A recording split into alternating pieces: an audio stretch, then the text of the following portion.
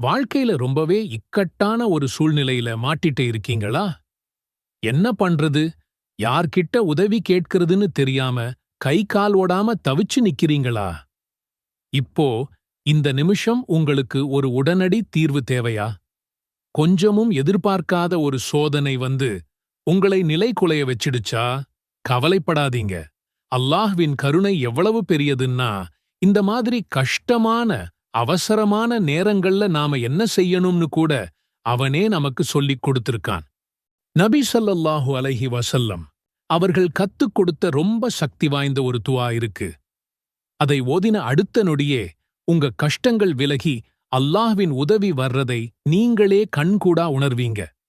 நம்ம வாழ்க்கையினாலே இன்பமும் துன்பமும் கலந்துதான் இருக்கும்.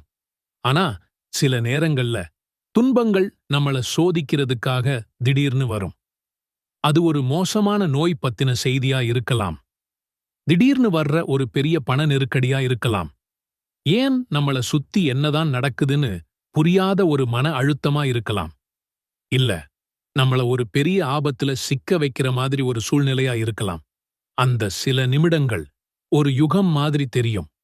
இதயம் படபடன்னு அடிச்சுக்கும். மூளைக்கு என்ன யோசிக்கிறதுன்னே தெரியாது. இந்த கஷ்டத்துல இருந்து எப்படி வெளிய வர்றதுன்னே புரியாது. இந்த நேரத்துல நமக்கு தேவைப்படுறது உடனடியான சக்தி வாய்ந்த ஒரு உதவி. அந்த உதவி இந்த முழு உலகத்தையும் படைச்சு பார்த்துக்கிற அந்த ஒரே இறைவனான அல்லாஹ் கிட்ட இருந்து கிடைச்சா எப்படி இருக்கும்? நிச்சயமா அல்லாஹ் நம்மள ஒருபோதும் கைவிட மாட்டான். ஒவ்வொரு பிரச்சனைக்கும் ஒரு தீர்வை அவன் வச்சிருக்கான். நம்மளோட கஷ்டமான நேரங்கள்ல அவன்கிட்ட எப்படி உதவி கேட்கணும்னு ரொம்ப எளிமையான ஆனா மிக மிக சக்தி வாய்ந்த ஒரு பிரார்த்தனையை நமக்கு கத்துக் கொடுத்திருக்கிறான்.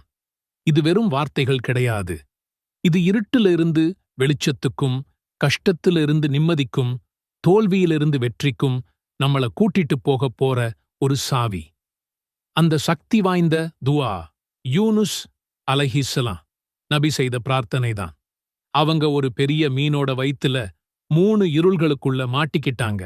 1 மீன் வயிற்றோட இருள், 2வது கடலோட ஆழத்து இருள், 3வது ராத்திரியோட இருள்.